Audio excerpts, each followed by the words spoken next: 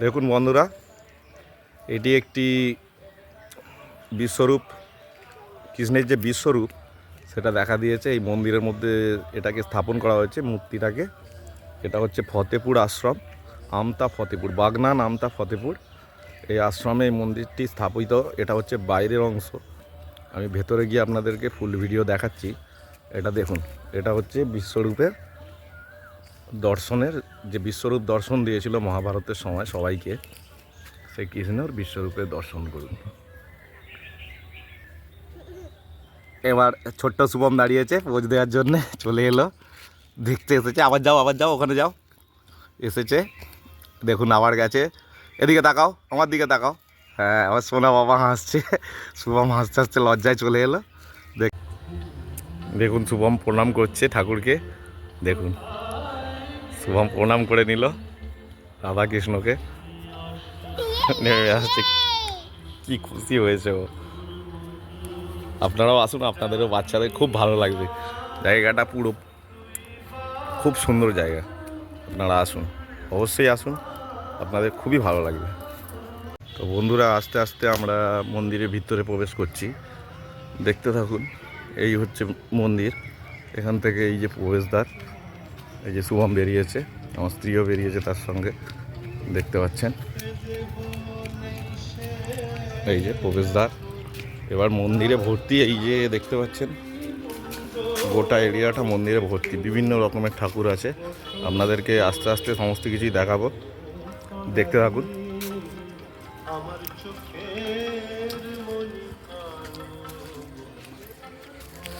দেখতে পাচ্ছেন প্রচুর ফুল লাগানো আছে গাছে।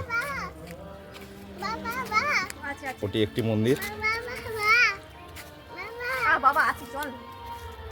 দেখতে পাচ্ছেন ফুলে ভর্তি, চারিদিক খুব সুন্দর সজ্জিত এবং খুব সুন্দর দেখতে পাচ্ছেন। এটা হচ্ছে সামনে মন্দিরে। আস্তে আস্তে আমরা সাইড থেকে সামনে প্রবেশ করছি। এটা সম্ভবত রাধাকৃষ্ণ মন্দির, আপনাদেরকে সামনে গিয়ে দেখাচ্ছি, দেখতে থাকুন। আমার স্ত্রী ছেলে আগে আগে যাচ্ছে, তো আপনাদেরকে বাগানটা দেখাই ততক্ষণ। বাগানটা দেখতে পাচ্ছেন, মন্দিরের চারিপাশে বাগানে ভর্তি, সুন্দর সুন্দর গাছ, সুন্দর সুন্দর ফুল দেখতে পাচ্ছেন, খুব সুন্দর সজ্জিত আছে। দেখুন ছোট বাঁশ দেখতে পাচ্ছেন, এই দেখুন খুব সুন্দর সুন্দর গাছে সজ্জিত আছে বাগানটি। এই যে হচ্ছে সামনে ফ্রন্ট, বিশ্বরূপ যে দর্শন করেছেন তার সামনের ফ্রন্ট। এটি হলো রাধাকৃষ্ণ মন্দির, ভেতরে রাধাকৃষ্ণ আছে। তো একটু বাদে আমরা জুতো খুলে প্রবেশ করবো রাধাকৃষ্ণ মন্দিরে। এখন চারিপাশটা আগে ঘুরে নিই, দেখিয়ে নিই আপনাদের। ওখানেও দেখতে পাচ্ছেন এটি একটা মন্দির, এটি কালী মন্দির। ওটা রাধাকৃষ্ণ মন্দির, এটা পেছনে, এটা সামনে আছে কালী মন্দির। দেখুন ডান পাশেও বাগান, বাম পাশেও বাগান, সামনেও বাগান, চারিদিকে বাগান। আপনারা আসুন, খুব ভালো লাগবে। হাওড়া থেকে ট্রেন ধরবেন, সোজা বাগনানে নামবেন, আপ ট্রেন ধরবেন। হাওড়া থেকে আপে ট্রেন ধরবেন, বাগনানে নামবেন, বাগনান থেকে আমতা বাস ধরবেন, ফতেপুর আশ্রম নামবো বলবেন, নামিয়ে দেবে আপনাদেরকে ড্রাইভার। খুব সুন্দর জায়গা, এখানে অনেক কিছু রয়েছে আপনাদেরকে দেখানোর মতো। এটি একটি মন্দির, এখানে বিভিন্ন রকমের ফুল গাছ লাগানো আছে। এখানেও ডান সাইডে, বাম সাইডে, চারি সাইডে দেখতে পাচ্ছেন, খুব সুন্দর সজ্জিত আছে। ওপাশে গেস্ট রুম রয়েছে, এটা দেখুন।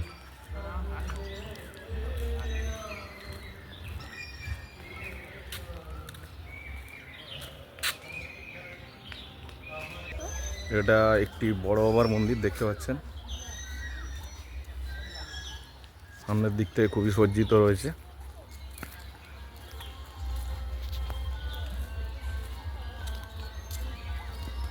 পর্যটকরা এসেছে ঠাকুর দেখতে।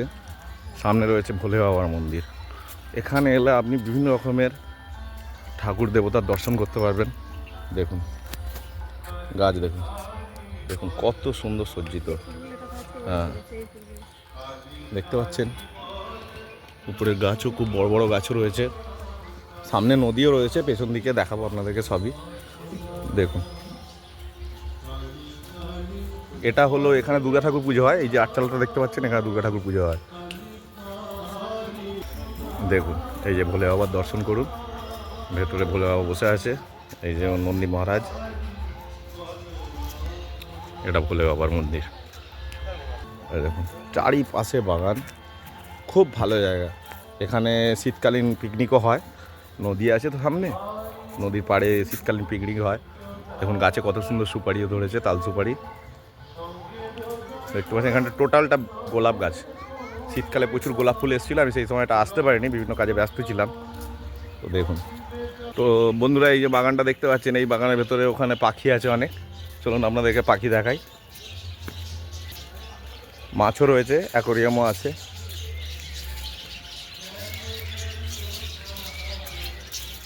এ দেখুন,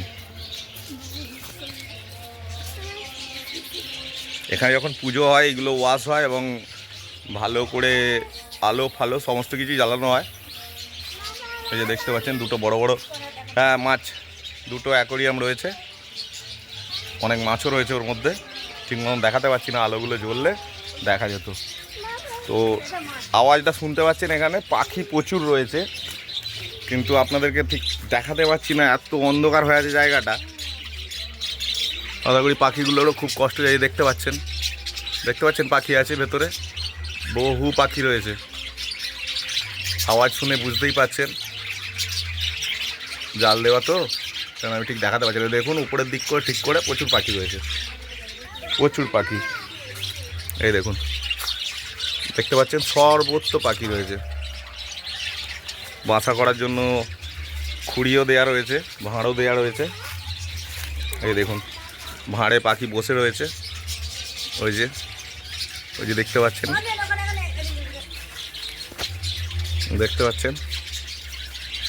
ঠিক জালের জন্য ফোকাসটা করতে পারছি না আমি।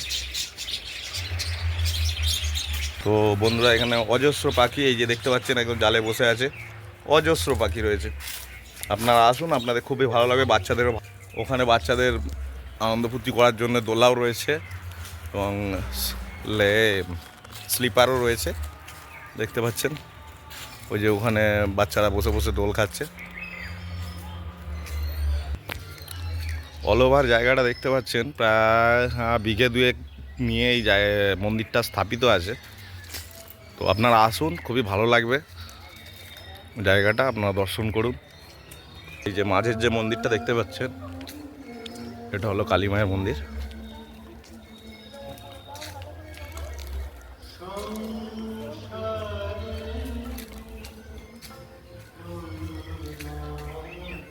দেখুন মা কালী দাঁড়িয়ে রয়েছে ভেতরে।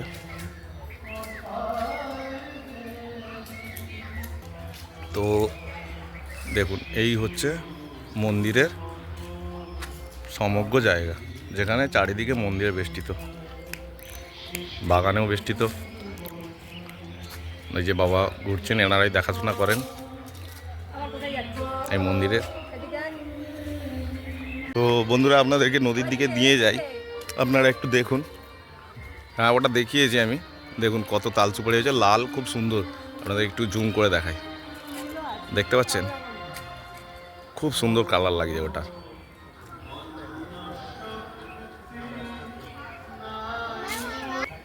এইদিকে এই যে রুমগুলো দেখতে পাচ্ছেন, এখানে যারা পরিচারিকা রয়েছেন, যিনিরা এনার পুজো আচ্ছা যারা করেন, ব্রাহ্মণরা, সেবক সেবিকারা, তারা এখানে থাকেন।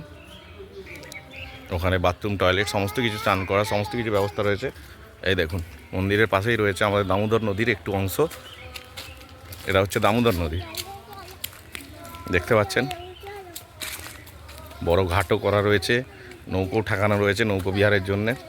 তো আমরা আজকে নৌকো বিহার করতে আসিনি, সেরকম পরিস্থিতিও নিয়ে আসিনি। এই যে ছোটো শুভমকে নিয়ে এসেছি, তার জন্য আমরা নদীতে উঠবো না, বাবা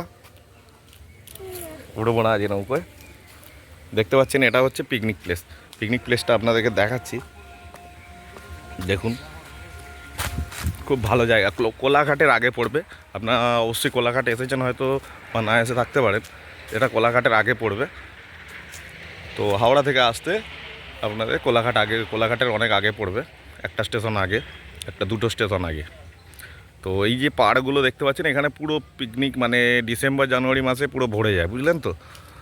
জায়গাটা খুবই সুন্দর। এইসব জায়গাগুলো তখন পরিষ্কার করে দেয় সরকার থেকে, এইসব জায়গায় পিকনিক হয়।